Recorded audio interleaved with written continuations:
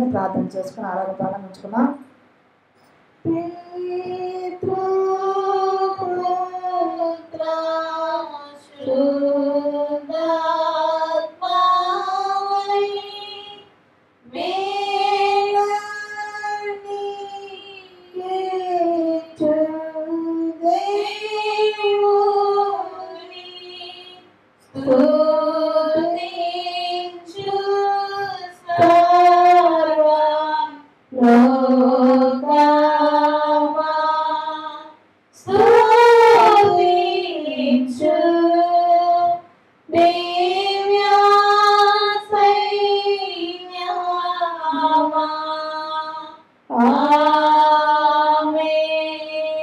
ప్రార్థన చేసి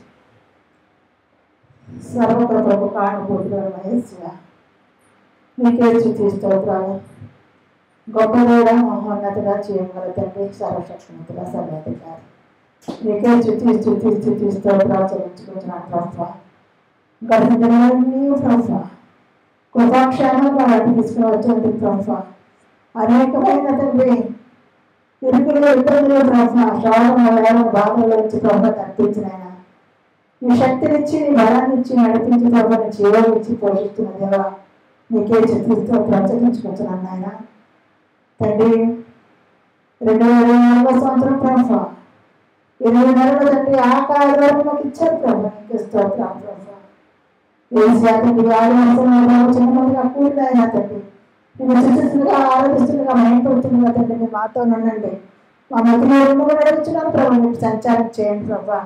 ఎక్కడ తిరుగుముగ్గురు చేరిన నామం ప్రార్థన చేస్తారు, అక్కడ నేను ఉంటాను చెప్తున్నా ప్రభా, నీకే వందనాలు. మాతో మీరు ఉంటున్నారు ప్రభా, మా మధ్య మీరు ఉంటానికి నీకే వందనాలు చెల్లించుకుంటున్నాను ప్రభా. మీ తండ్రి వాతావరణం మీ కాళ్ళలో ఉంచుకున్నారు ప్రభా, నీకే చూపిస్తారు తండ్రి. కాబట్టి మీ కాళ్ళలో ఉంచుకొని ప్రభా, ముఖ్యంగా మమ్మల్ని మీ ఆదిలో ఉంచుకోమని, మీరే సమస్త ఘనత మహిమ ప్రభావం పొందమని తండ్రి. ఈ కార్యక్రమం అంతట్లో ఆదరించి అంతవరకు మీరే నడిపించమని తండ్రి, మీరే అధ్యక్షత వహించమని అయినా తండ్రి. ఈ ప్రార్థన ప్రభు అయినా యేసయ్య పేరట అడిగి వేడుకుంటున్నాం తండ్రి, ఆమేన్. కూర్చున్నామండి. దేవాలయంలో మనకి ఇచ్చిన మరొక వారాన్ని బట్టి దేవాలయం వందనాలు చెల్లించుకుంటున్నాను. అలా కూర్చుని మీకు శుభావందనములు తెలియజేస్తా ఉన్నాను. మనం ఇప్పుడు ఉత్తర పద్ధతులను చదువుకున్నాం. కీర్తన గ్రంథము నుండి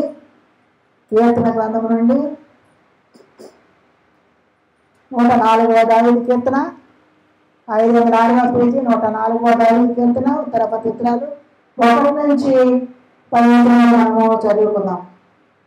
104వ దావీదు కీర్తన 506వ పేజీ 1 నుంచి 10 వచనాలు ఉత్తర పద్ధతులు చదువుకుందాం. 10వ వచనం చదువుకుందాం మనం. నా ప్రాణంలో యెహోవాను కనిపించను, యెహోవా నా దేవా, నీవు అధిక ఘనత వహించిన వాడు, నీ మహాత్యమును ప్రభావమును ధరించినావు.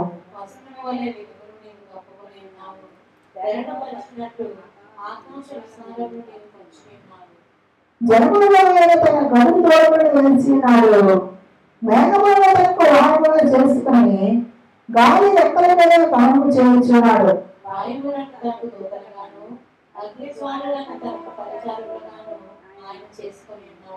భూమి ఎన్నటికీ కదలకూడనట్లు ఆయన దాన్ని పునాదుల మీద స్థిరపరచును.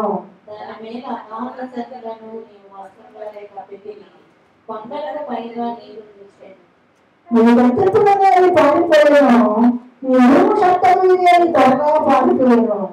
వాటికి నియమించిన చోటుకి పోవడమే అవి పర్వతము లెక్కను అల్లగలకు దిగినవి. అవి మరలి వచ్చి భూమిని కప్పగలిగినట్లు అవి దాటలేని చయాత్రని వాటికి నియమించుతుంది. ఆయన కొండ లోయల్లో నీటి బొగ్గులను పుట్టించెను, అవి మాన్యంలో పారును. అవి అడవి జంతువులన్నిటికీ దాహమిచ్చును, వాటి వలన అడవి గాడిదలు దప్తి తీర్చుకోను. వాటి ఒడ్డున ఆకాశ పక్షులు వాసము చేయును, కొమ్మల నడుమ అవి సునాదము చేయును.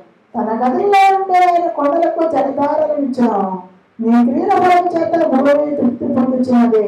పశువులకు గడ్డిని నల్లు ఉపయోగమునకు పూల మొక్కలను ఆయన ఒడిపించున్నాడు. అందరం కలిసి చదవండి. అందువలన భూమిలో నుండి ఆహారమును సంతోషపెట్టు ద్రాక్షారసమును వారి మనములకు వెలువరించు ధైర్యమును నరకములు బలపరిచి ఆహారం ఆయన పుట్టించుచున్నాడు. దేవుడు తన పరిశుద్ధ వాక్యం మనం కూడా భద్రపరిచిన గాక. ఆమేన్. వాక్యములు యాకోబుకు తెలియజేసిన వాడని, వాక్యములు యాకోబుకు తెలియజేసిన వాడని, ఏ జనముకి లాగులా చేసి ఉండాలేదని, ఏ జనముకి లాగులా చేసి ఉండాలేదని, దేవునికి స్తోత్రము గానము చేయుటయే మంచిది. మనమందరము స్తుతి గానము చేయుటయే మంచిది. ప్రార్థన చేస్తాం. సర్వశక్తిమంతుడా సర్వాధికారి నిత్య స్తోత్రాలు ప్రభు. అల్పురాలను నాయనా, యోగ్యురాలను నా తండ్రి ఏసయ్యా, నీ యొక్క జ్ఞానముతో అందించమని వచ్చినాను ప్రభా. నీ సన్నిధి నాకు తోడుగా ఉంచండి. మీరు నాతో ఉండండి, నాలో ఉండండి ప్రభా. తండ్రి మీరే నాలో ఉండి ప్రభా. నా నాలుగుని కాల్చినైనా నా గొంతుకుని వ్యాధుల్లో ఉంచుకొని తండ్రి మీరే మాట్లాడండి ప్రభా. నాకు కూర్చున్న వారికి ఇచ్చిన ప్రతి ఒక్కరికి ప్రభా మీ జీవితాలు ప్రభా. నీ యొక్క తండ్రి ఇచ్చే శుభ సందేశం మాకు అందించమని, మీరే సమస్త కనుక మహిమ ప్రభావం పొందమని ప్రార్థన మా ప్రభు చేపరట అడిగి వేడుకొచ్చున్నాం తండ్రి. ఆమేన్. దేవుడు మనకి ఇచ్చిన రెక్కవారాన్ని బట్టి దేవాదేవుని పొందన చెల్లించుకొచ్చున్నాను. అలాగే కూడొచ్చిన మీకు శుభావందనలు తెలియజేస్తా ఉన్నా. కొన్ని నిమిషాలు మనము 4వ దావీదు కీర్తన మనము ధ్యానిద్దాం. ఇక్కడ అంటున్నాడు ఆయన, దావీదు మహారాజు తన ప్రాణముతో, నా ప్రాణము యెహోవాను సన్నతించును. యెహోవా నా దేవ, నీవు అధిక ఘనత వహించిన వాడు. నీ మహాత్యమును ప్రభావమును ధరించి ఉన్నావు. వస్త్రము వలె వెలుగును నీవు కప్పుకొని ఉన్నావు. చరణపరిచినట్టు ఆకాశ విషయాలను నీవు పరిచి ఉన్నావు. జలములలో నీవు ఆయన గదుల దూరములను వేసి ఉన్నావు. మేఘములను తనకు వాహనముగా చేసుకుని గాలి రెక్కల మీద గమనము చేయించున్నాడు. వాయువులలో తనకు దూతలుగాను అగ్నిజ్వాలను తన పరిచారకులుగాను ఆయన చేసుకున్నాడు. భూమి ఎన్నటికని కదలకుండానట్లు ఆయన దానిని పునాదుల మీద స్థిరపరచను. దాని మీద అగాధ జలములన్నీ వస్త్రం వలె కప్పితివి. కొండలకు పైగా నీళ్లు నిలిచను అంటాడు. ఇక్కడ దేవుడు అధిక ఘనత వహించిన వాడు దేనికంటే ఆయన యొక్క ప్రభావాన్ని, ఆయన మహత్యాన్ని ధరించుకొని ఉన్నాడు కాబట్టి, వెలుగునట వస్త్రం వలె కప్పుకొని ఉన్నాడు కాబట్టి, తెరణపరిచినట్టు ఆకాశ విషయాలను నువ్వు పరిచి. ఎందుకంటే తెరణపరిస్తే మనకి ఆ చివరి చివరి వరకు వేస్తాం. ఆకాశాన్ని కూడా మనం చూసినట్లయితే అది ఎక్కడ ఎండ్ అవుతుందో, ఎక్కడి నుంచి మొదలవుతుందో మనకి అది తెలియదు అనమాట. అదే కాదు కానీ జలములలో ఆయన తన గదుల దూరం వేస్తున్నాడు. కరెక్టే. జలములు మరి తండ్రి 3 వంతులు జలమును, 1 వంతు మరి భూమిని దేవుడు సృష్టించాడు.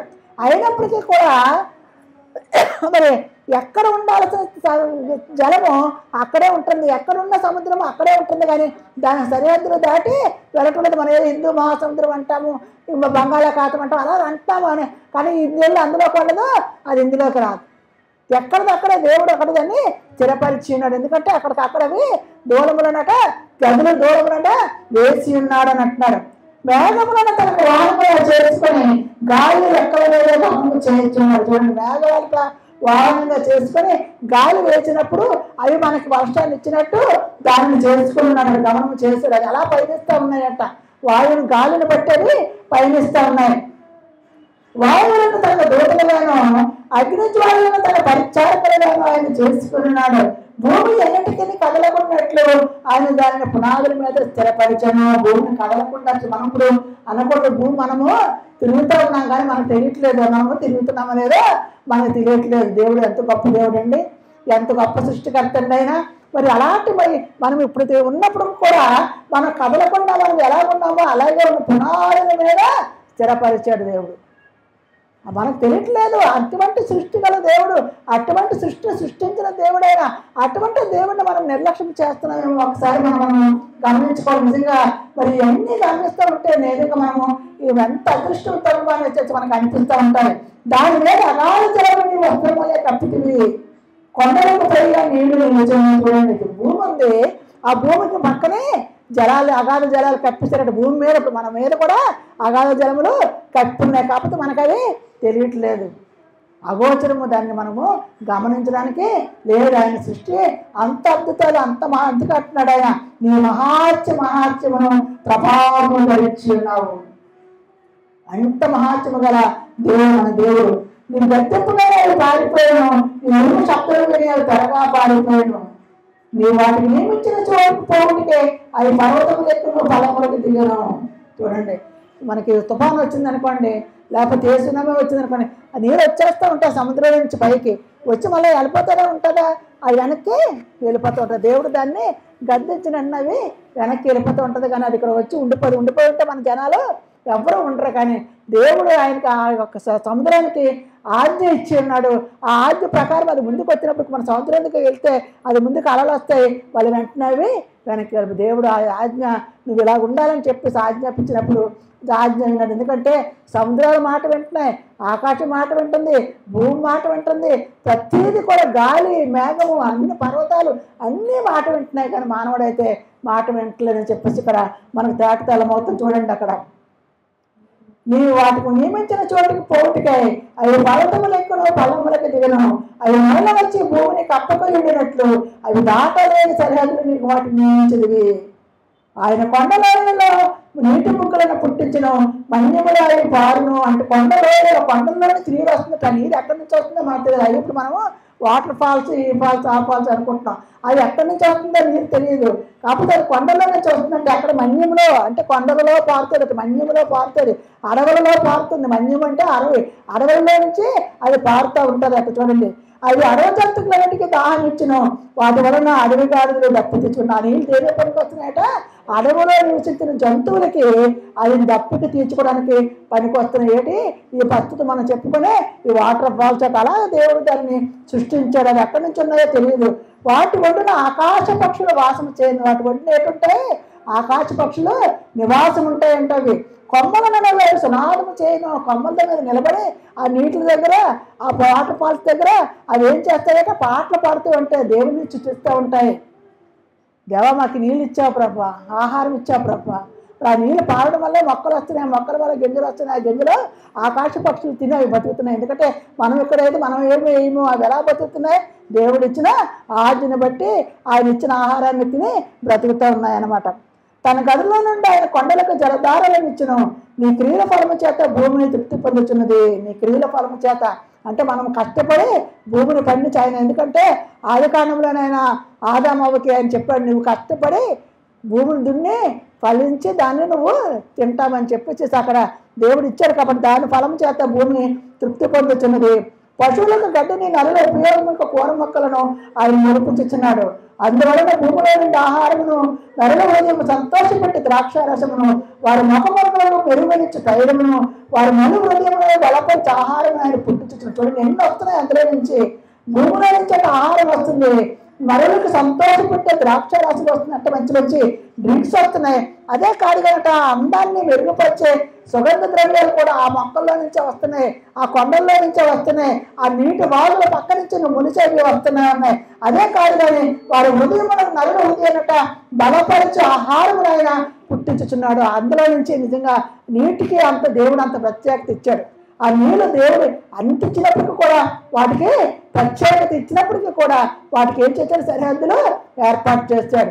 ఇవన్నీ దేవుడు ఇచ్చిన ఈ ఆజ్ఞలన్నిటినీ మరి ప్రాణములు ఏదైనా మనం అనలేము, కానీ అవన్నీ కూడా పాటించలే. కానీ ప్రాణం ఉన్న మనము, జ్ఞానం ఉన్న మనము, మరి విలక్షణ జ్ఞానం ఉన్న మనము దేవుని యొక్క శక్తిని మనం ఆలోచిస్తున్నామా, దేవుని మాటను మనము మరి అంగీకరిస్తున్నామా, దేవుని ఆజ్ఞకి మనము లోబడుతున్నామా? మరి ఇవే నీ నీళ్ళే మాట వింటున్నాయి, మొక్కల మాట వింటున్నాయి, కొండల మాట వింటున్నాయి, ఆకాశ పక్షుల మాట వింటున్నాయి, ప్రతిదీ మాట వింటున్నాయి. కానీ యెషయా గ్రంథం అంటాడు, దుష్ట సంతానమా, చెరుపు చేయుతున్న మీకు శ్రమ, మీరు నిర్లక్ష్యం చేస్తున్నారు కాబట్టి మీకు శ్రమ అని చెప్పేసి ఇక్కడ అంటాడు. మనం 10 నిమిషాలు లేచి నిలబడి దేవుని ఆరాధిద్దాం.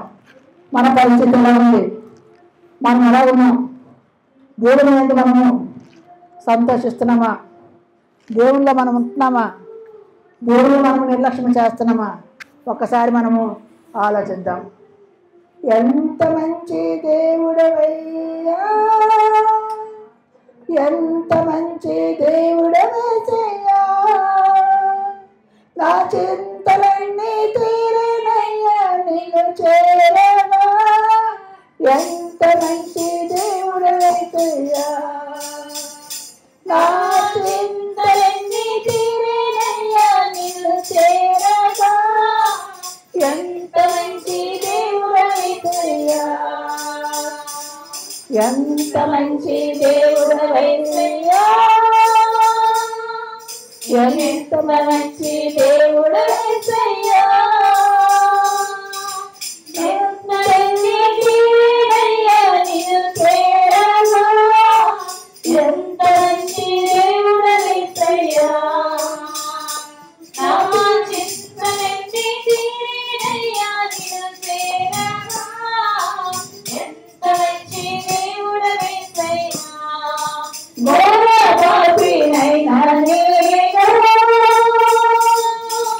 దూరంగా పారిపోగా. ఘోర పాపినైనా నేను దూరంగా పారిపోగా. నీ ప్రేమతో నన్ను క్షమించి నన్ను హత్తుకున్నావయ్యా. నీ ప్రేమతో నన్ను క్షమించి నన్ను హత్తుకున్నావయ్యా. ఎంత మంచి దేవుడవేసయ్యా,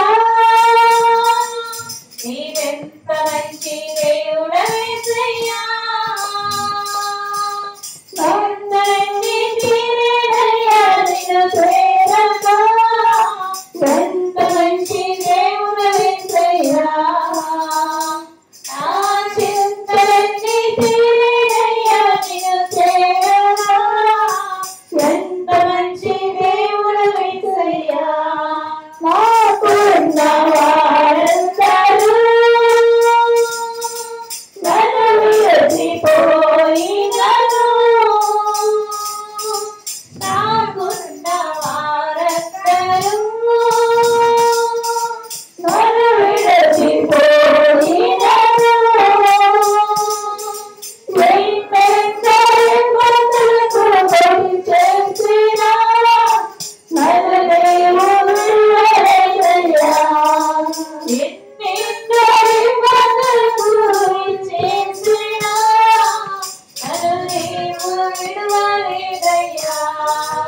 ఎంత మంచి దేవుడవేసయ్యా, నీవెంత మంచి దేవుడవేసయ్యా.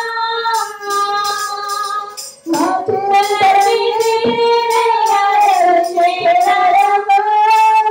ఎంత మంచి దేవుడవేసయ్యా, నా చింతలన్నీ తీరేనయ్యా నిన్ను చేరగా. ఎంత మంచి దేవుడవేసయ్యా.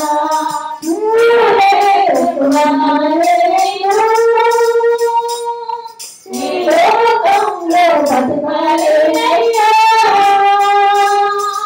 నీవు లేకుండా నేను ఈ లోకంలో బతకాలేనయ్యా. నా పరలోకం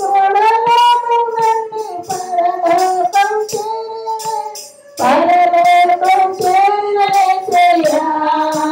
నీతో కూడా ఈ లోకమంతా పరలోకం చేరవేసయ్యా. ఎంత మంచి దేవుడవేసయ్యా, నీవెంత మంచి దేవుడవేసయ్యా. నా చింతలన్నీ తీరేనయ్యా నిన్ను చేరగా. ఎంత మంచి దేవుడవేసయ్యా, నా చింతలన్నీ తీరేనయ్యా నిన్ను చేరగా. ఎంత మంచి దేవుడవేసయ్యా, నా చింతలన్నీ తీరేనయ్యా నిన్ను చేరగా.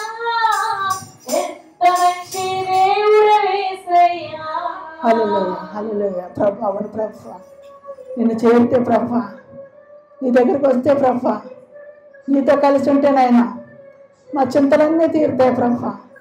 ఎంత మంచి దేవుడు ప్రభు. యేసయ్య ఎవరు విడిచిపెట్టినప్పటికీ కాదు, తల్లిదండ్రులు విడిచిపెట్టినకి నాయన, బంధువులు విడిచిపెట్టినకి ప్రభు, నువ్వు నన్ను విడిగిన దేవుడు ప్రభు. మమ్మల్ని ఎడబాయని దేవుడు ప్రభు. మాతో ఉండు ప్రభు, మాతో కలిసి ప్రభు, మాతో జీవించిన దేవుడు ప్రభు. నీకే వందనాలు నాయన, నీకే స్తుతి స్తోత్రాలు తండ్రి. యేసయ్య చేసే ప్రతి పాపం పని ప్రభు, ప్రతి చెడు ఆలోచన నాయన, ప్రతి చెడు తలంపులను ప్రభు ఎవరి రక్తంలో కడగండి నాయన. పరిశుద్ధ పరిచితండి, పవిత్రపరిచి ప్రతి దినమో ప్రతి క్షణము నాయన మమ్మల్ని శుద్ధీకరించమని ఇలాకడ కొరకు ఎదురు చూసేటట్లుగా ప్రభు పెళ్లి కుమార్తె అలంకరించుకుని తండ్రి మేము తండ్రి నీ కొరకు ఎదురు చూసే బుద్ధి గల కన్నికల వల్ల ఉన్నాను, సహాయంగా ఇచ్చామని. అలాగే మీ వాటిని చెప్పుచున్న ప్రభావం చూపించడం మరి పంచుకున్నాం తండ్రి. మాకు కావాల్సిన జీవహారాన్ని మాకు అందించమని, మాకు ఈ దినము కావాల్సిన ఈ యొక్క వాగ్దానం కూడా మాకు ఇవ్వమని ఈ ప్రార్థన కూర్చున్నాం తండ్రి. ఆమేన్. కూర్చున్నామండి.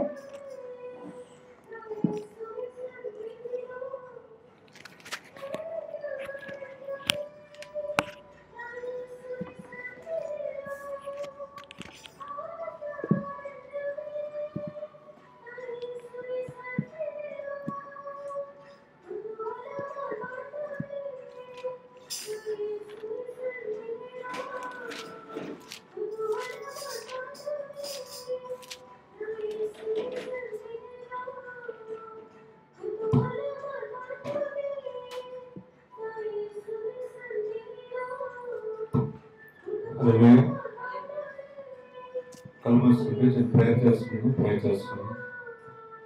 సేపు దేని వాక్యం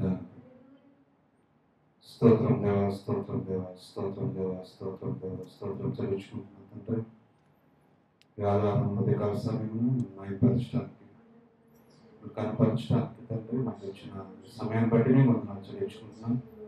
సమయంలో వాక్యం తండ్రి మీరే నాతో మాట్లాడి మాకు కావాల్సిన జీవాహారంను మీరే దయచేయమని అడుగుతున్నాం తండ్రి. శాంతి సమాధానంతో సంతోషంతో మేము తిరిగి వెళ్ళాలని మీకు చూపిస్తామని అడుగుతున్నాం తండ్రి. వాతావరణం కరెక్ట్గా ఆదరించుకొని మీరే మహిమగా అంతా పొందుకోమని యేసుక్రీస్తు పరిశుద్ధ నామములో ప్రార్థన వేడుకొచ్చున్నాం తండ్రి. ఆమేన్. బైబిల్ తీసినట్లయితే యెషయా రాసిన గ్రంథము 55వ అధ్యాయము 8వ వచనం. యెషయా రాసిన గ్రంథము 55వ అధ్యాయము 8వ వచనం. నా తలంపులు మీ తలంపుల వంటివి కావు, మీ త్రోవలు నా త్రోవలు వంటివి కావు. ఇదే యెహోవా వాక్కు. దేవుడు చెప్తున్న మాట మనకి మన ఆలోచనలు ఉంటాయి, మనకు నచ్చినట్టుగా ఉంటాయి, మన జ్ఞానంతో నిండి ఉంటాయి మన ఆలోచన, మన తెలివితేటలకు తగ్గట్టుగా ఉంటాయి మన ఆలోచన. కానీ దేవుడు ఆలోచనలా ఉంటే మన తలంపులు వేరంటే ఆయన తలంపులు వేరంటే, మన ఆలోచన వేరు ఆయన ఆలోచన వేరు. ఆయన ఒకటి అనుకుంటే మనం ఒకటి అనుకుంటాం, మనం అనుకునే దానికి ఆయన అనుకునే దానికి చాలా తేడా ఉంటుంది. ఆయన చాలా ఎక్కువగా ఆలోచిస్తారు మన గురించి, మనం ఏంటి కొంతవరకు ఆలోచిస్తాం. మన చుట్టూ ఉన్న పరిస్థితులను బట్టి, మన చుట్టూ ఉన్న సిచ్యువేషన్ బట్టి, మనుషులు బట్టి మనం ఆలోచిస్తారు. దేవుడు ఎలా ఆలోచిస్తారు? అన్ని దృష్టిలో పెట్టుకొని దేవుడు ఆలోచిస్తారు. సో ఆయన ఏం చేసినా ఒక ప్లానింగ్ ఉంటుంది, ఆయన ఏం చేసినా ఒక అర్థం ఉంటుంది. కానీ మనం చేసేదానికి లింక్ ఉండకపోవచ్చు, అర్థం ఉండకపోవచ్చు, ప్లాన్ ఉండకపోవచ్చు. ఎందుకంటే మన ఆలోచన కొంతవరకే ఉంటుంది, లిమిటెడ్. కానీ దేవుడు సర్వలోకాన్ని సృష్టించిన దేవుడు లోకాన్ని అంతటినీ ఆయన మైండ్ లో పెట్టుకొని ఆయన ఆలోచించి చేస్తారు కదా. అందుకే దేవుడు అంటారు, ఏమంటారంటే చదవండి ఒకసారి. నా తలంపులు మీ తలంపుల వంటివి కావు, మీ త్రోవలు నా త్రోవల వంటివి కాదు. సో ఆయన మార్గము వేరు, ఆయన ఆలోచన వేరు, ఆయన తలంపులన్నీ కూడా కంప్లీట్ గా డిఫరెంట్. మన ఆలోచనలు మన తలంపులన్నీ కూడా కంప్లీట్ గా డిఫరెంట్ అనే విషయం మనం తెలుసుకోవాలి. సో ఏదైనా మనం చేయాలనుకుంటే దేవుని కొరకు మనం ప్లాన్ చేస్తాం. అక్కడ చేయవలసింది ఏంటంటే మన ప్లాన్ కాదు, ఆయన ఏం తలంపులు ఇస్తున్నారో మన గురించి, ఆయన ఏం ఆలోచిస్తున్నారో మన గురించి, అదే తెలుసుకునే ప్రయత్నం చేయాలి మనం ప్రతిసారి కూడా. అంతేగాని మనం ప్లాన్ చేసుకొని మనం ప్రయత్నిస్తే అది జరగదు. అందుకే నేను లాస్ట్ టైం కూడా చెప్పాను, ఆయన ఇల్లు కట్టించిన ప్రయాసము వ్యర్థము. సో మనం ఎంత చేయాలనుకున్నా ఆయన కట్టించాలనుకుంటేనే అవుతుంది, ఆయన ప్లాన్ చేస్తేనే అవుతుంది, ఆయన మార్గం చూపిస్తేనే అవుతుంది అని కూడా బైబిల్లో తెలియజేస్తున్నారు. సో మనం మంచిగా ఆలోచిస్తాం, మనం ఏదో ఆలోచిస్తాం, కానీ దేవుడి తలంపులన్నీ కూడా డిఫరెంట్ అంట. అదేంటో డిఫరెంట్ ఒకసారి మనం చూద్దాం. వచ్చిన ఎగ్జాంపుల్ చూపిస్తాను. బైబిల్లో మీరు ఎరిమియా రాసిన గ్రంథం తీసినట్లయితే బుక్ ఆఫ్ ఎరిమియా చాప్టర్ 25, ఎరిమియా రాసిన గ్రంథం 25వ అధ్యాయము 8 నుంచి చదువుదాం ఒకసారి. సైన్యములకు అధిపతి అయిన యెహోవా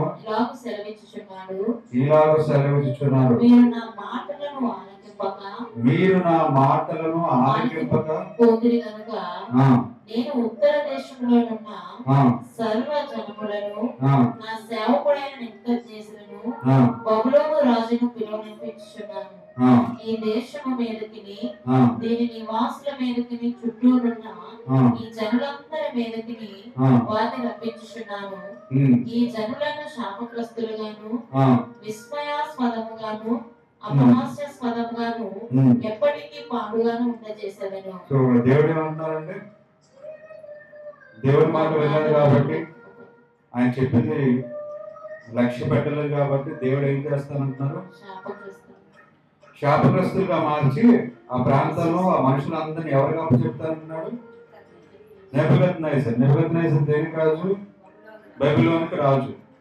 సో నెబుకద్నెజర్కి అప్పచెప్పేస్తామని చెప్తున్నారు కంప్లీట్ గా దేవుడు. ఎందుకంటే నా మాట నా ప్రజలు వినలేదు కాబట్టి నెబుకద్నెజర్కి అప్పచెప్తాను. ఆయన ఏం చేస్తారు, మొత్తం అంతా ఆక్రమించి మొత్తం అంతా నాశనం చేసి మొత్తం అంతా దోచుకొని దేవుడి ప్రజల్ని ఇబ్బంది పెట్టేలా చేస్తారు. సో తర్వాత ఏమన్నా చదువు, ఈ దేశమంతయు పాడుగాను నిర్జనముగాను ఉండును. ఈ జనులు 70 సంవత్సరములు బబులోను రాజునకు దాసులుగా ఉండును. ఎన్ని ఇయర్స్ అంట, 70 సంవత్సరాలు బబులోను రాజు అయిన నెబుకద్నెజర్ రావచ్చు, లేదంటే ఆ తర్వాత ఇంకొక రాజు రావచ్చు, ఎవరైనా రావచ్చు. ఏదైనా సరే 70 సంవత్సరాలు బబులోను రాజుకు బానిసలుగా దాసులుగా ఉంటారంట అని అక్కడ దేవుడు ప్రకటిస్తున్నారు. 10వ వచనం చదివితే సంతోష సమాధానమును ఉల్లాస శబ్దమును పెండ్లి కుమారుల స్వరమును తిరగటిరాల ధ్వనిని దీపకాంతిని వారిలో ఉండకుండా చేసేదను. చూడండి ఎంత పెద్ద పనిష్మెంట్ అంట. వీళ్ళంతా ఎందుకు ఇస్తున్నారు దేవుడు పనిష్మెంట్? దేవుడి మాట వినలేదు, దేవుడి ప్రజలు దేవుడి మాట వినలేదు కాబట్టి 70 సంవత్సరాలు పనిష్ చేశారు. పనిష్ చేద్దామని దేవుడు అనుకున్నారు. సో వాళ్ళు సంతోషాన్ని అంట లేకుండా చేస్తారు. 70 సంవత్సరాలు సంతోషం లేకుండా చేస్తున్నారు, సమాధానం లేకుండా చేస్తున్నారు. హ్యాపీ సౌండ్స్ అంటే వెడ్డింగ్, మ్యారేజ్ కానీ వివాహములు కానీ సంతోషకరమైన శబ్దాలు, వివాహంలో చేసే ఆ సౌండ్లు కానీ ఆ యొక్క ఇది కానీ ఏమి లేకుండా చేస్తానని చెప్తున్నారు దేవుడు. They will have no oil. వాళ్ళు వెలిగించుకోవడానికి, దీపం వెలిగించుకోవడానికి కూడా నీళ్లు లేకుండా చేస్తాను. They will be no more corn. తినడానికి కూడా తిండి లేకుండా చేస్తాను అని దేవుడు యెరెమీయాతో ముందుగానే చెప్పడం జరిగింది. ఈ విధంగా జరుగుతుంది. ఎన్ని సంవత్సరాలు అంట?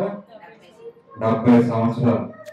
ఎలా ఉంటుందంటే land will be left in ruins. అంటే ఇక్కడ ఏమి మిగులుతుందంట, ఒక ఇల్లు కానీ, ఒక చెట్టు కానీ, ఒక మంచిది కానీ, నీళ్లు తాగడానికి, తిండి తినడానికి ఏమి మిగలదు. And will be a shocking sight. అంటే షాక్ అయ్యే విధంగా ఉంటుందండి. అంటే మనం మాట్లాడుతుంటాం కదా, షాక్ అయిపోయింది నేను చూసాను, అది చూసంటే షాకింగ్ గా ఉంటుందంట. మనకి ఇంగ్లీష్ లో ఉంది, it will be a shocking sight. And the neighbouring nations will serve the king of Babylon for 70 years. So అందరూ కూడా 70 సంవత్సరాలు ఈ విధంగా ఉండబోతున్నారని దేవుడు ముందుగానే యెరెమీయా ద్వారా ప్రవచన చెప్పడం జరిగింది. సో యెరెమీయా తెలుసా తెలియదు ఈ విషయం? ముందు తెలుసు. ఏమని దేవుడు అలా చెప్పారు, 70 సంవత్సరాలు ఈ ప్రజల్ని, ఈ ప్రాంతాన్ని అప్పచెప్తున్నారు అని యెరెమీయాకి ముందుగానే దేవుడు చెప్పారు. ఏ విధంగా చేస్తారని కూడా చెప్పారు. సో సంతోషము, సమాధానము, ఏ విధమైన వివాహములు దానికి తగిన ఆనందం ఉండదంట. తినడానికి తిండి ఉండదు, వెలిగించుకోవడానికి వెలుగు ఉండదు, దీపం ఉండదు, దాంట్లో ఆయిల్ ఉండదు, ఏమీ ఉండదు. ఇదంతా చూసి షాక్ అయ్యే విధంగా ఉంటుంది అని అక్కడ దేవుడు చెప్పడం జరిగింది. ఇదంతా ఎందుకు చేస్తున్నాడు? దేవుడు మాట ప్రజలు వినలేదు కాబట్టి ఈ విధంగా చేద్దామని అనుకున్నారు దేవుడు. మరి ఆయన ఆలోచన మరి ఎలా ఉందో తెలియదు. ఎందుకంటే ఇందాక ఏమన్నారు బైబిల్లో, నా ఆలోచన వేరు, మీ ఆలోచన వేరు, నా తలంపులు వేరు, మీ తలంపులు వేరు. సో మనుషులు ఒకలా ఆలోచించారు, దేవుడు ఇలా ఆలోచిస్తున్నారు. ఎందుకు ఆలోచిస్తున్నారో తెలియదు.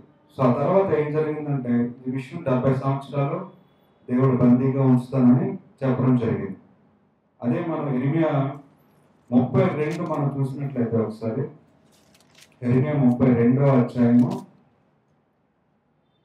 1 నుంచి చదువు. యూదా రాజైన సిద్కియా, ఆ యూదా రాజైన సిద్కియా ఏలుబడి 10వ సంవత్సరమున, ఏలుతున్న 10వ సంవత్సరమున, అనగా నెబుకద్నెజరు ఏలుబడి 18వ సంవత్సరమున. సో నెబుకద్నెజరుకి అది 18వ సంవత్సరం రాజుగా ఉండడానికి. తర్వాత యూదా రాజు అయిన సిద్కియాకి అది 10వ సంవత్సరం. వేరే నెబుకద్నెజరుకి 18వ సంవత్సరం టైంలో ఇర్మియాతో దేవుడు ఈ విధంగా మాట్లాడుతున్నారు. ఏమని? ఆ కాలమున బబిలోను రాజు దండు యెరూషలేమునకు ముట్టడి వేయుచుండగా. సో బబిలోను రాజు యొక్క దండు అంటే బబిలోను నెబుకద్నెజరు రాజు ఉన్నప్పుడు ఆ సైన్యం అంతా కూడా యెరూషలేము చుట్టూ ముట్టడించి దాడి చేద్దామని ప్రయత్నిస్తున్నారు ఆ టైంలో. ఉండగా సిద్కియా యెర్మీయాతో చెప్పినదేమనగా, సిద్కియా అంటే యూదా రాజు ఇర్మియాతో ఏం చెప్పారంటే, యెహోవా ఇలాగూ సెలవిచ్చుచున్నాడు, ఆలోచించుడి, ఈ పట్టణమును బబులోను రాజు చేతికి నేను అప్పగించుచున్నాను.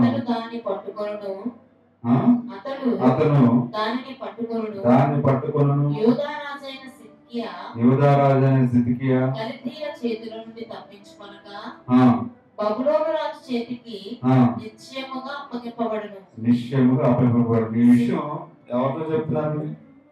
ఇర్మియా చెప్తున్నారు. ఎవరితో? సిద్కియాతో చెప్తున్నారు.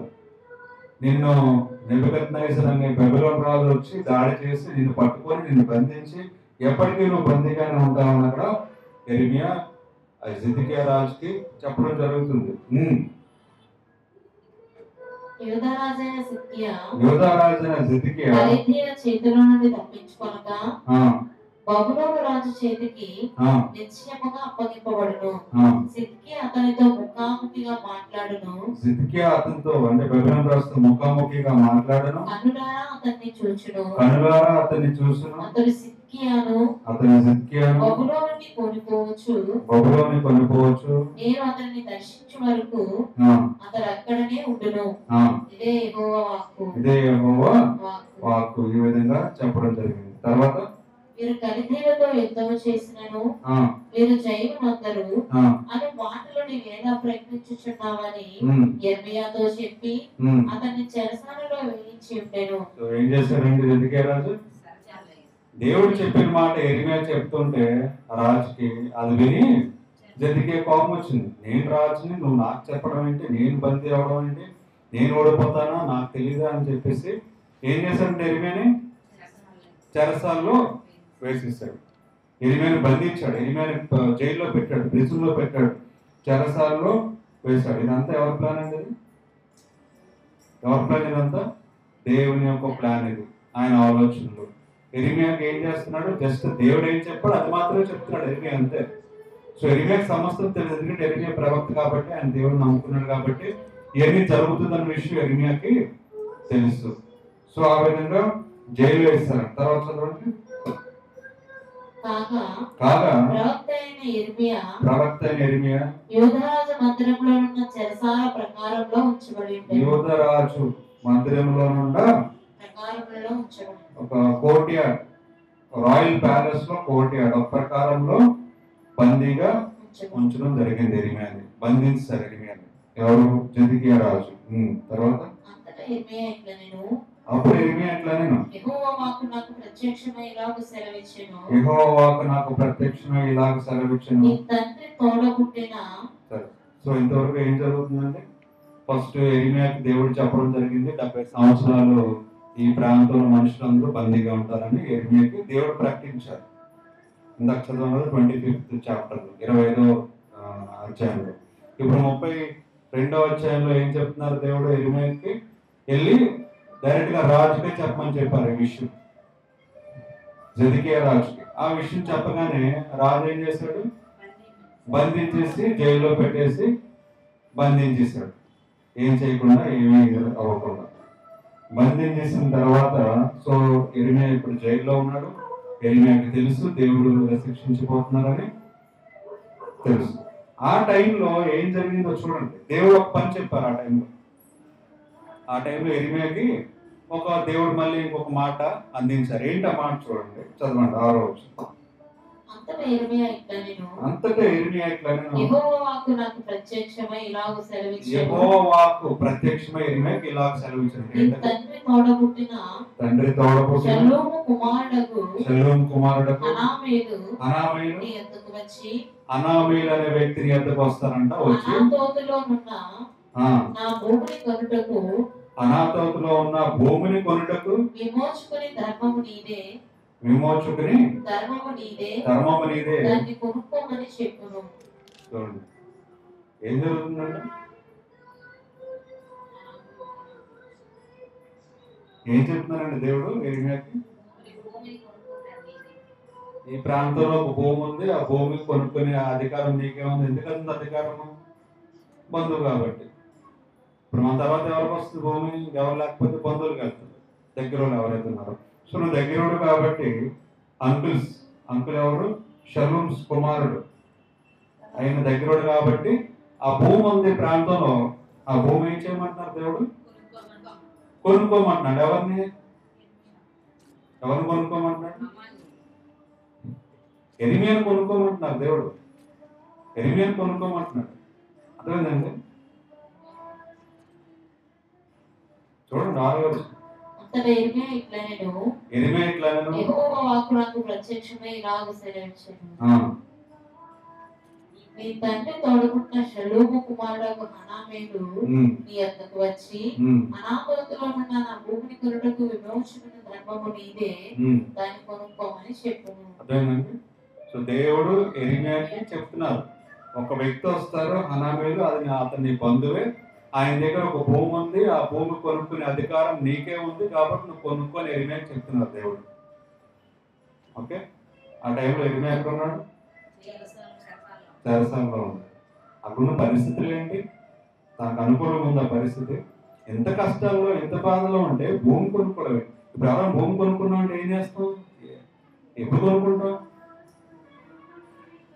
కొనుక్కోగలిగితే కొనుక్కుంటాం. ఇప్పుడు కొద్ది రోజుల తర్వాత ఇదంతా ఆక్రమించేస్తారు ఎవరో వచ్చి, లేదంటే కొద్ది రోజుల తర్వాత ఇది ఉండదు అని అనుకుంటే మనం కొంటాము. అన్ని ఎంక్వైరీ చేసి దాని వాల్యూ ఎంత ఉంది, రేపు పొద్దున్న ఫ్యూచర్లో ఎంత పెరుగుతుందో అన్ని ఆలోచించి రేట్ ఎంత చూసుకుని కొంటాం. అవునే కదా? మరి అప్పుడు అంతే. మరి ఎరిమియాకి ఇప్పుడు ఏం తెలుసు? ఇప్పుడు ఏం తెలుసు ఎరిమియాకి? తెలుసు, ఒక విషయం తెలుసు. ఏంటి ఆ విషయం? ఒక విషయం ఎరిమియాకి తెలుసు. ఏంటి ఆ విషయం? ఇంకా భూమి 70 సంవత్సరాలు ఇది కాదు, ఎవరిది? బబిలోన్ది. మరి అక్కడ అర్థమైంది. ఎందుకంటే బబిలోన్ రాజు నెబుకద్నెజరు వచ్చి ఆక్రమించుకోబోతున్నాడు. సో వైజాగ్ అంతటిని వేరే వాళ్ళు వచ్చి ఆక్రమించుకుంటున్నారు, పాకిస్తాన్ అనుకోండి ఫర్ ఎగ్జాంపుల్. వైజాగ్ అంతటిని పాకిస్తాన్ ఆక్రమించుకుంటున్నారు వచ్చి. ఒక 70 సంవత్సరాలు మనది కాదు, వైజాగ్ కాదు, ఇండియాది కాదు, పాకిస్తాన్ది. 70 సంవత్సరాలు భూమి కొంటారు ఆ ఇండియా వైజాగ్లో. కొన్ని ఆలోచన వస్తుంది అట్లీస్ట్.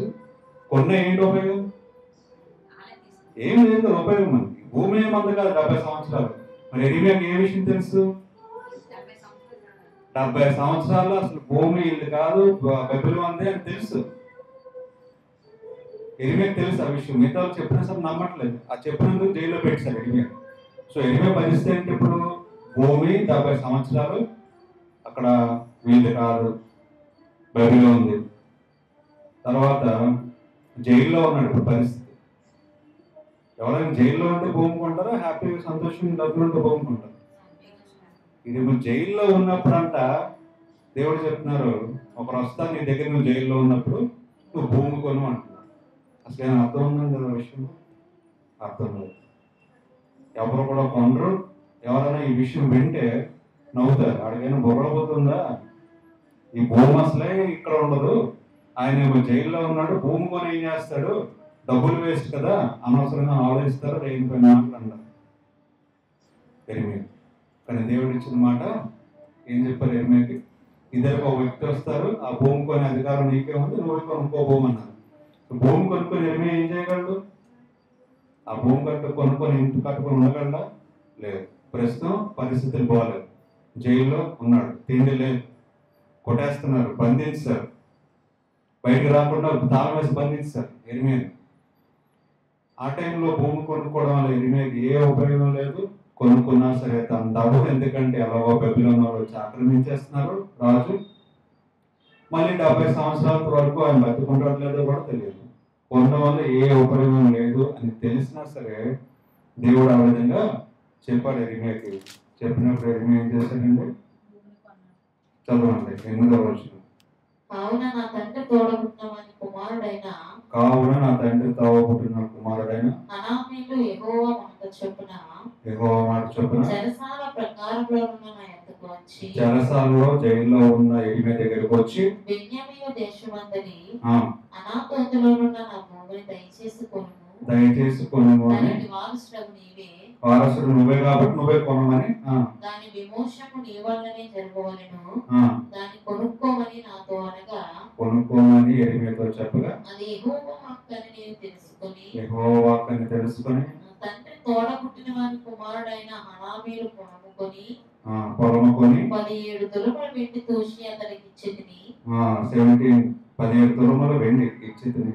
నేను దయాపత్రము వాసి ముద్ర వేసి సాక్షులను పిలిపించి రాసుతో వెండి తూచి దయాపత్రమును అనగా ముద్రగల విడుదల కైకోలును వడపడికను, ముద్రలేని విడుదల కైకోలును వడపడికను తీసుకుంటుంది. చూడండి, దానికి మళ్ళీ పత్రాలు, దానికి మళ్ళీ సాక్ష్యాలు, దానికి మళ్ళీ సంతకాలు అన్ని తీసుకొని ఎవరికో అక్కడ ఇవ్వడం జరిగింది. కండిషన్స్ అన్ని పెట్టి అంతా కొనుక్కున్న చూసిన వాళ్ళంతా ఏమనుకుంటారు? చెరసాల్లో ఉన్న వీడి భూమి తీసుకొని ఏం చేస్తారు అనుకుంటారు. ఎరిమియా ఏమనుకుంటాడు? నేను అసలు జైల్లోనే ఉన్నాను, నేను తీసుకొని ఏం చేయాలి? అసలు భూమి ఎలాగో మంద కాదు, 70 సంవత్సరాలు కొనుక్కోవడం ఉపయోగం ఏంటి? ఎరిమియా ఈ పని ఎందుకు చేశారంట? బ్లైండ్ గా దేవుడు ఏం చెప్తే అది చేశాడు. దానికి అర్థం ఉన్నా లేకపోయినా, ఫలితం ఉన్నా లేకపోయినా, తన వల్ల తనకేమైనా ఉపయోగం ఉన్నా లేకపోయినా, ఎరిమియా దేవుడు చెప్పాడు చేశాడు, అంతే. అక్కడ మనం నేర్చుకోవాల్సింది అది ఎరిమియా అంతే. అసలు ఈ జైల్లో ఉన్న వ్యక్తి అసలు ఆ భూమితో అక్కడ ఉండదు 70 సంవత్సరాలు తెలిసినా సరే దేవుడు చెప్పాడు కాబట్టి డబ్బులు ఇచ్చి మరీ కొనుక్కున్నాడు. దానికి మళ్ళీ సాక్షి సంతకాలు కూడా రూల్ ప్రకారం అన్ని చేయించుకున్నాడు. కారణం బ్లైండ్ గా దేవుడిని నమ్మాడు. అటువంటి విశ్వాసం మనం ఈరోజు కలిగి ఉండాలి. అంటే దానివల్ల ఉపయోగం ఉందో లేదో మనకు తెలియదు. ఎవరు తెలుసు? దేవునికి తెలుసు. అందుకని ఫస్ట్ చదువు, ఆయన ఆలోచన వేరు, మన ఆలోచన వేరు. ఆయన తలంపులు వేరు, మన తలంపులు వేరు. మనం మనుషులుగా ఏం ఆలోచిస్తాం? ఈ టైంలో భూమి కొంటే ఏంటి ఉపయోగం, ఇక్కడ కొంటే ఏంటి ఉపయోగం అని ఆలోచిస్తాం. బాగుంటేనే కొంటాం, మంచిదైతేనే కొంటాం. కానీ అక్కడ ఏ ఉపయోగం లేకపోయినా ఎరిమియాకి కేవలం దేవుడు చెప్పారు కాబట్టి అసలు ఉపయోగం ఉన్నా లేకపోయినా సంబంధం లేదు. దేవుడు కొనమన్నారు, కొన్నాడు అంతే. సో సంబంధం లేకపోయినా సరే, మనకు ఫలితం ఉన్నా లేకపోయినా సరే, ఒకవేళ అది దేవుడు పని చేయమంటే మనం చేయాల్సిన వారమే ఉండాలి ఖచ్చితంగానే. తన ఉపయోగం ఉన్నా లేకపోయినా ఇక్కడ మనకి క్లియర్ కట్గా కనిపిస్తుంది ఎగ్జాంపుల్.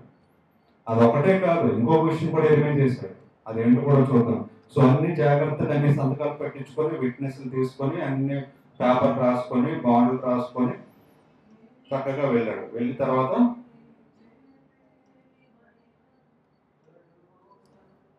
చూడండి 13వ వచనం. ఇశ్రాయేలు దేవుడును సైనికులకు అధిపతి యెహోవా సెలవిచ్చినదేమనగా, ఈ పత్రములను అనగా ముద్రగా ఈ దయాపత్రమును ముద్రలేని క్రయపత్రమును నీవు తీసుకొని అవి బహుదినములుండునట్లు మంటి కుండలో ఆ పేపర్ లో డాక్యుమెంట్లు అన్ని వచ్చిన తర్వాత ఏం చెప్తున్నారు దేవుడు ఎరిమేతో అవన్నీ జాగ్రత్తగా మట్టి కొండలో పెట్టి ఎక్కువ కాలం ఉండేలాగా దాచి పెట్టుకో అని చెప్తున్నారు. ఇశ్రాయేలు దేవుడును సైన్యములకు అధిపతియగు యెహోవా ఇలాగు సెలవిచ్చుచున్నాడు, ఇండ్లను పొలములను ద్రాక్ష తోటలను ఇంకా ఈ దేశంలో కొనబడును. అది ఎందుకు చేశారో కూడా తెలియదు. జెరెమీయాకి తెలుసా? తెలియదు. ఎవ్వరికి తెలియదు. ఎందుకంటే ఆ ఆలోచనలు అన్ని కూడా వేరు. దేవుడు చేసే పనులు మనకు అన్ని తెలియాలని రూల్ లేదు. అసలు ఆయన చేసేదానికి ఆయన చెప్పేదానికి అసలు ఏ అర్థమో ఉండకపోవచ్చు. దేవునికి మాత్రమే తెలుసు దాని అర్థం ఏంటో, దాని ఉద్దేశం ఏంటో మనకు తెలియదు. ఎందుకంటే మన ఆలోచన వేరు, ఆయన ఆలోచన వేరు. ఆయన తలంపులు వేరు, మన తలంపులు వేరు.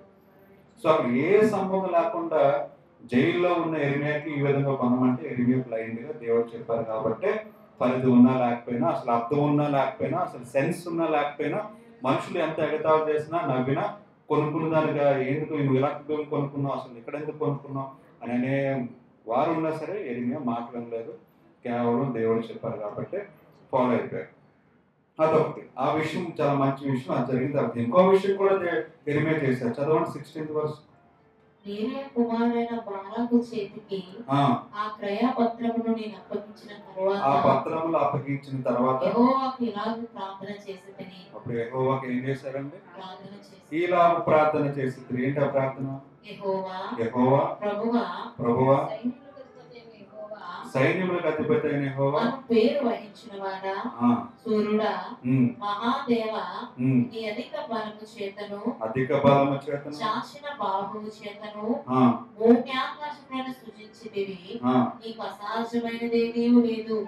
నీవు వేవేల మందికి కృప చూపుచు తండ్రుల దోషమును వారి తరువాత వారి పిల్లల ఒడిలో వేయవాడవు. ఆలోచన విషయంలో నీవే గొప్పవాడవు. క్రియలు జరిగించే విషయంలో శక్తి సంపన్నుడవు. వారి ప్రవర్తనను బట్టి వారి క్రియాఫలమును బట్టి అందరికి ప్రతిఫలమిచ్చుటకై నరపుత్రుల మార్గములన్నిటినీ నీవు కనులారా చూస్తున్నావు. ఎరిమియా ఏం చేస్తున్నారండి? ప్రార్థనలో ఏం చేస్తున్నారు? ఎరిమియా దేవుని మహిమపరుస్తున్నాడు. ఆ టైంలో ఎరిమియా ఎక్కడ ఉన్నారు? జైల్లో. చూడండి, అసలు దేవుడు చేసే పనికి అసలు ఎరిమియాకి అర్థమే ఉండకపోవచ్చు. ఎందుకు కొనమన్నారో భూమి, ఎందుకు తాయమన్నారో ఏం తెలియకపోవచ్చు ఆ టైంలో. ఆ పని చేసి కూడా తిండి లేదు, అక్కడ ఉండడానికి సరైన ఇది లేదు, బంధించారు, లైట్ లేదు, ఏమీ లేదు. అయినా సరే దేవుడిని ఏం చేస్తున్నారు? ఎరిమియా ఎలా మహిమపరుస్తున్నారు. నువ్వే శక్తివంతుడు, నీ ప్లాన్స్, నీ ఆలోచనలు అన్నీ కూడా చాలా డిఫరెంట్. నువ్వు అన్ని సృష్టించావు, నువ్వు ఏం చేస్తున్నావో అది నీకు మాత్రమే తెలుసు. దేవుడిని ఎంతగానో యూ మేక్ వైస్ ప్లాన్స్. ఏమంటున్నారు? ఏమిటో మంచి ఆలోచన కలిగి మంచి మార్గం చూపిస్తావు. You do mighty things. గొప్ప గొప్ప విషయాలను చేసే దేవుడు. You see everything that people do. మనుషులు చూసేది చూడలేదు కూడా నువ్వు చూస్తున్నావు. వాళ్ళు చేసే యాక్షన్ బట్టి నువ్వు ప్రతిఫలం ఇస్తున్నావు, మిరకల్స్ చేస్తావు. అంటే దేవుడిని ఎంత అద్భుతంగా దేవుడిని కనపరుస్తున్నాడు చూడండి. అక్కడ ఎరిమియాకి ఏం చేశారండి? దేవుడు ఏమైనా మంచి చేశారా? లేదు. బట్ స్టిల్ ఇంకేం చేస్తున్నాడు ఎరిమియా? ఎంతో గొప్పగా, ఎవరు మహింపరచలేనంత విధంగా. ఇంకా 18 ఏమన్నాడంటే, you have shown constant love. మంచి ప్రేమ, ఎప్పుడు తగ్గని ప్రేమ నువ్వు చూపిస్తూనే ఉన్నావు అని అంటున్నాడు. ఏ ప్రేమ చూపించారంటే ఎరిమియాకి? జైల్లో పెట్టడం.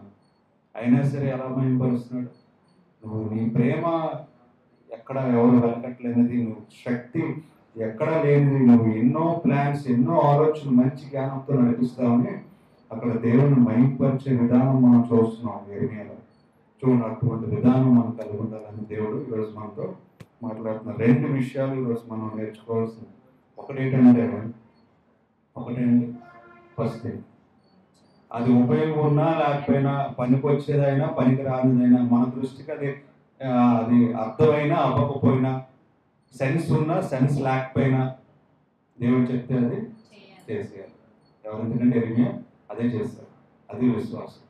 ఇంకొకటి, ఆయన తినడానికి తినలేదు, లైట్ లేదు, జైల్లో బందీ ఉన్నా సరే దేవుణ్ణి మహిమపరుస్తూ ఉన్నారు. ఎలాగ మామూలు మహిమ కాదు, అన్ని ఎంత గొప్ప గొప్ప విషయాలు, గొప్ప గొప్ప ఆలోచన కలిగి ఉన్నాం అంటే ఏమి జరగకపోయినా సరే గొప్ప ఆలోచన కలిగి ఉన్నాం అనే విశ్వాసము, చేయబోతున్నాం అనే విశ్వాసము అక్కడ కనపరిచినట్టు తెలుస్తుంది. అటువంటి విశ్వాసం కూడా మనం కలిగి ఉండాలి. ఇప్పుడు ఏమి అనుకూలం ఉండకపోవచ్చు, జైల్లో ఉండొచ్చు, చీకట్లో ఉండొచ్చు, తిండి లేకపోవచ్చు, బంధించవచ్చు, జరిగే ఉన్నట్టు కష్టాల్లో ఉండొచ్చు, కానీ దేవుడు చేస్తారు. ఆయన ఆలోచనలు గొప్పవి, ఆయన తలంపులు గొప్పవి, ఆయన ప్లాన్స్ గొప్పవి అనే విశ్వాసం కలిగి ఎరిమే జీవించాలి. అదే విశ్వాసం మనం కూడా కలిగి ఉండాలని దేవుడు ఈరోజు మనతో మాట్లాడుతున్నారు. అందుకే దేవుడు అన్నారు, నా ఆలోచనలు వేరు, మీ ఆలోచనలు వేరు, నా తలంపులు వేరు, మీ తలంపులు వేరు, నా ప్లాన్స్ అన్ని వేరు, మీ ప్లాన్స్ అన్ని వేరు. నా ప్లాన్ ప్రకారం నేను చెప్తాను, అది మీకు అర్థమైనా అవ్వకపోయినా, పనికి వచ్చినా పనికి రాకపోయినా చేసేయాలి అనే దానికి ఎగ్జాంపుల్ మనకి ఎరిమే ద్వారా మనకి ఈరోజు తెలియజేస్తారు. ఆ ప్లాన్ ఎటువంటిదైనా, బాధ కలిగించిన పని అయినా దేవుణ్ణి ఎల్లప్పుడూ ఘనత మహిమ కలిగేలాగా మనం దేవుని స్తుతిస్తూ ఉండాలంటే, ప్రార్థన చేస్తూ, అదే దేవుడు కోరుకుంటుంది అనే విషయం మనకి ఎరిమే ద్వారా మనకి ఈరోజు తెలియజేస్తారు. సో రెండు విషయాలు మనం జ్ఞాపకం ఉంచుకుందాం. ఈ విధంగా మనం ముందుకు వెళ్ళడానికి మనం ప్రయత్నిస్తాం. దేవుడి వాక్యాన్ని మనకి దీవించిన కాక. ఆమేన్. కలుసుకుందాం, చిన్న ప్రేయర్ చేసుకుందాం. స్తోత్రం దేవా, స్తోత్రం దేవా, స్తోత్రం చెల్లించుకుంటున్నాను తండ్రి. ఈ సమయంలో వాక్యం ద్వారా మనం బలపరిచినందుకు వందనాలు చెల్లించుకుంటున్నాం. వాక్యంలో అనేక విషయాలు నేర్చుకోవడానికి మీరు మాకు తెలియజేస్తున్నందుకు వందనాలు చెల్లించుకుంటున్నాం తండ్రి. ఎవరైతే ఉన్నారో ప్రతి ఒక్కరు కూడా మీ వాక్యం బట్టి బలపడి సంతోషం సమాధానంతో ఇంటికి వెళ్ళడానికి, జీవించడానికి కృపను చూపిస్తారని నమ్ముతున్నాం తండ్రి. మిగతా కార్యక్రమం మీరే ఉండి మహిమగాంతా మీరే పొందుకోమని యేసుక్రీస్తు పరిశుద్ధ నామములో ప్రార్థనకి వేడుకుంటున్నాం తండ్రి. ఆమేన్. పాడుకుంటూ దేవుని మనం కానుకలు సమర్పించుకుంటాం.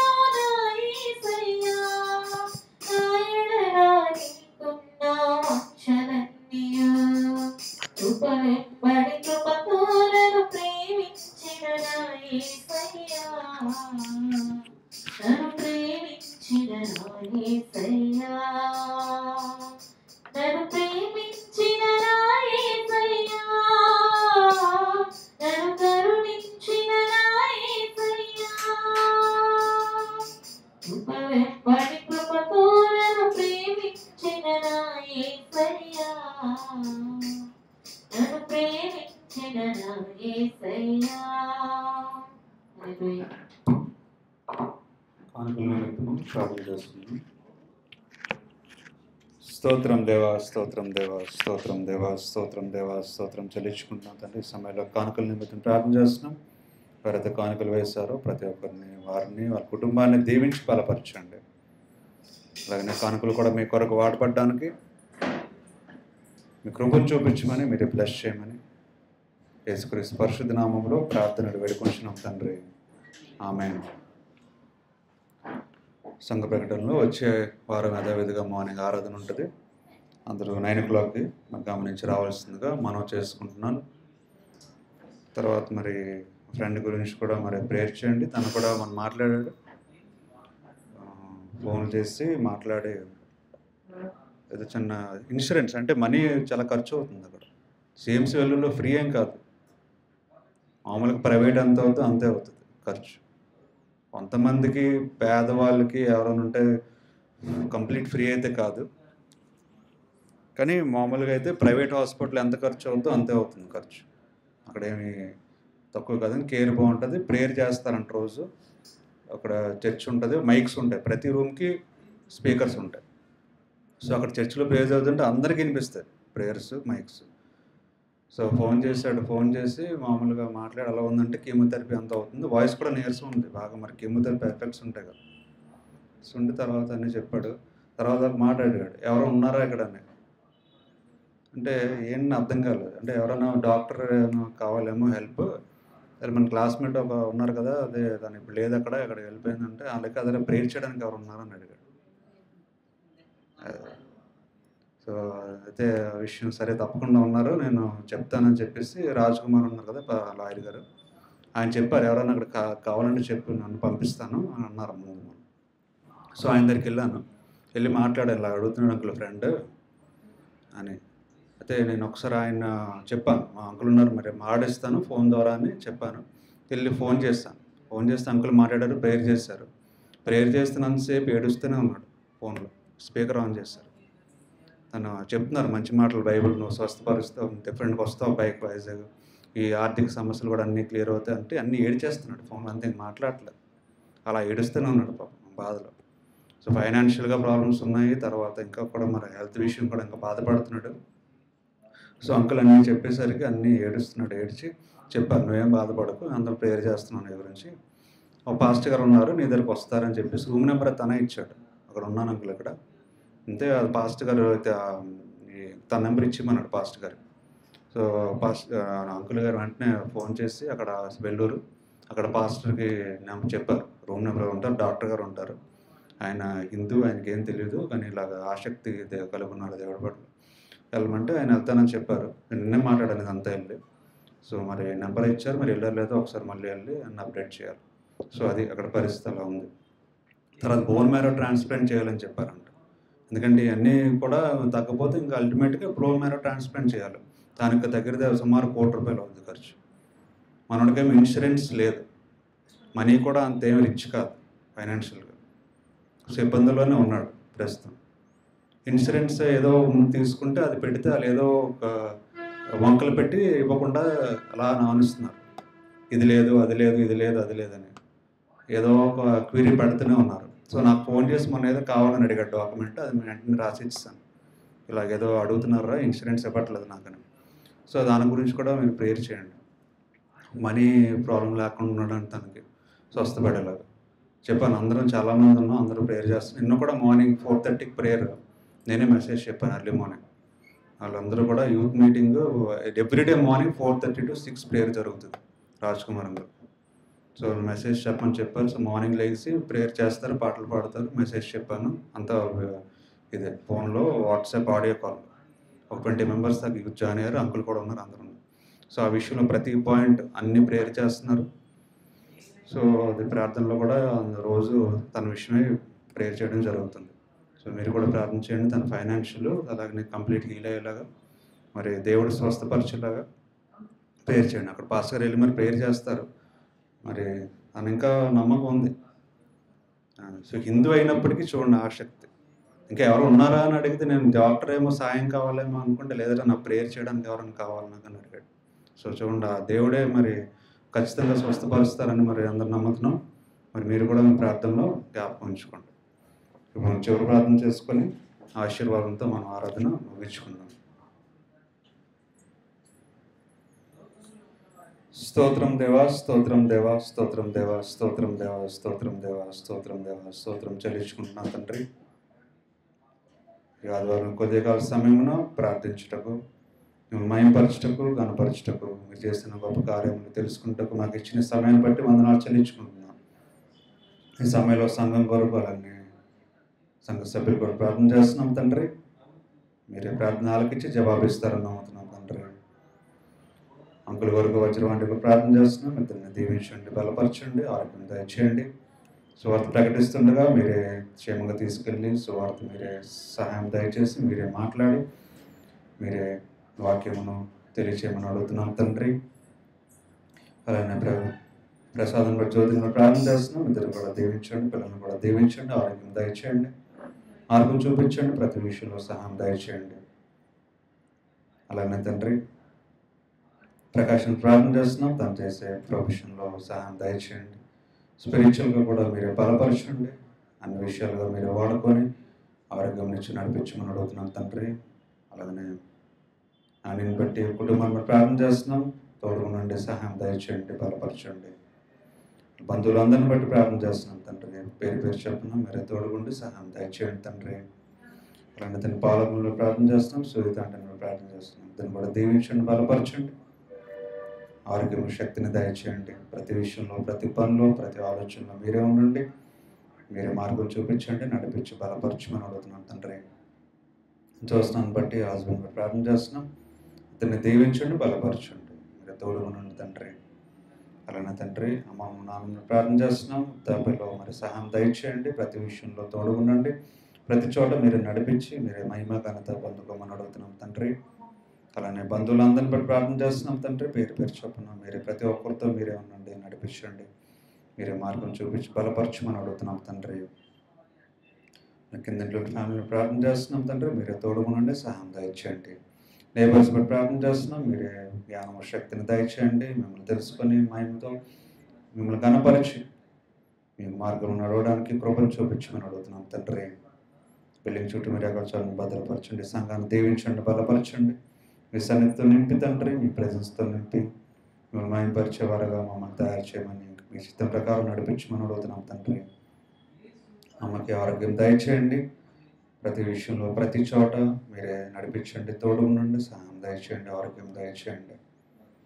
అలాగనే తమ్ముడి విషయం ప్రార్థన చేస్తున్నాం తండ్రి.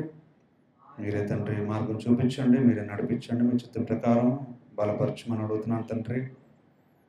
ఏవైతే ప్లాన్స్ మరి మీరు సిద్ధపరిచారో మీ సమయం వచ్చినప్పుడు మీరే నెరవేరుస్తారని నమ్ముతున్నాం తండ్రి. ఆరోగ్యం దయచేసి బలపరచండి. నా విషయం కూడా ప్రార్థన చేస్తున్నాను తండ్రి. జ్ఞానం శక్తిని ఇంకా దయచేయండి, ఇంకా సువార్త ప్రకటించటకు మీరే మాట్లాడమని నన్ను బలపరచమని అడుగుతున్నాం తండ్రి. అలాగనే తండ్రి ప్రతి ఒక్క బంధకం నుంచి విడిపించి మీరే శాంతి సమాధానంతో నింపి బలంగా వాడుకోమని అడుగుతున్నాం తండ్రి. రండి తండ్రి. ఇంకా మా ఫ్రెండ్ గురించి ప్రత్యేకంగా ప్రార్థన చేస్తున్నాం తండ్రి. హరికృష్ణ గురించి మీరే వాక్యం ద్వారా అలాగనే ప్రార్థన ద్వారా అనేక మంది ద్వారా మాట్లాడుతున్నందుకు మీకు వందనాలు చెల్లించుకుంటున్నాం.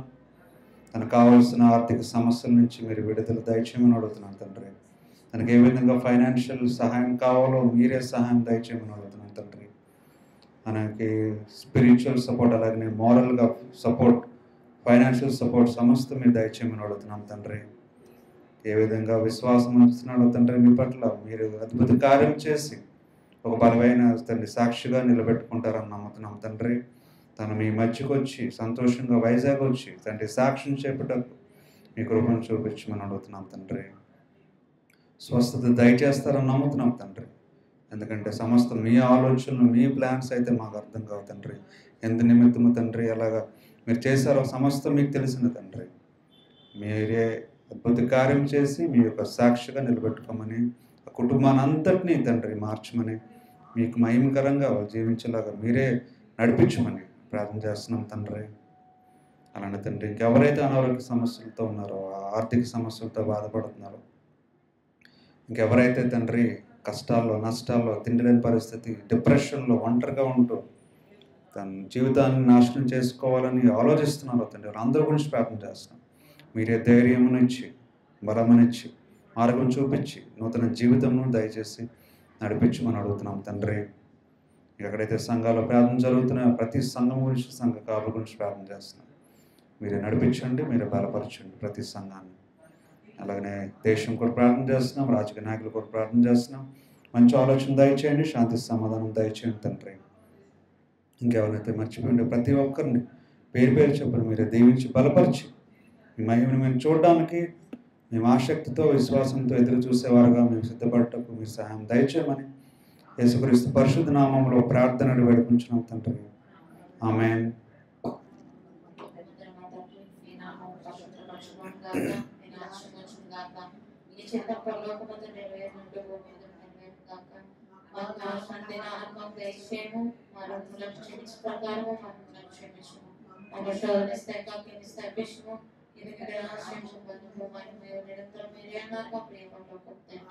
ఆమేన్. తండ్రి అయిన దేవుడు, కుమారుడైన యేసుక్రీస్తు పరిశుద్ధాత్మ యొక్క అన్యోన్య సహవాసము ఇప్పుడు ఎల్లప్పుడూ మనందరికీ తోడైండి నడిపించును. ఆమేన్.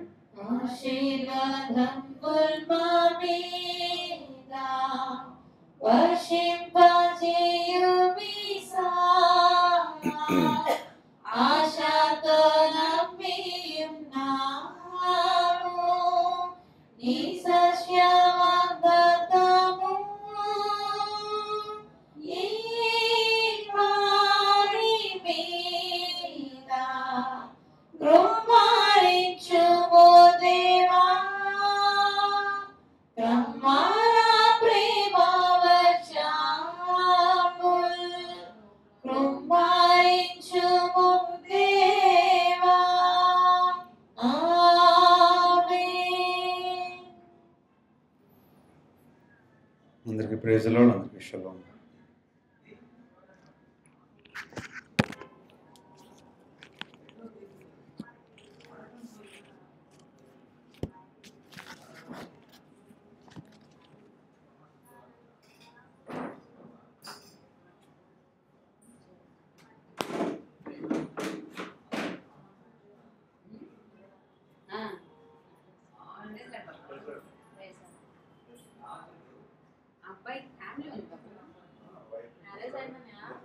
మేము డైలీ నాకు ప్రేయర్లో పెట్టిస్తాం. 3 మేము లేస్తాం ప్రేయర్ 3 నుంచి 6 వరకు.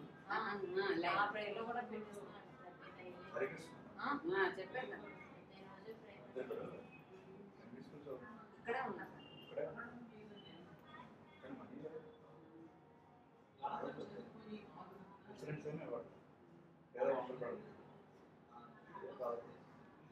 మనీ అన్నీ ఉంటే కొన్ని కొంచెం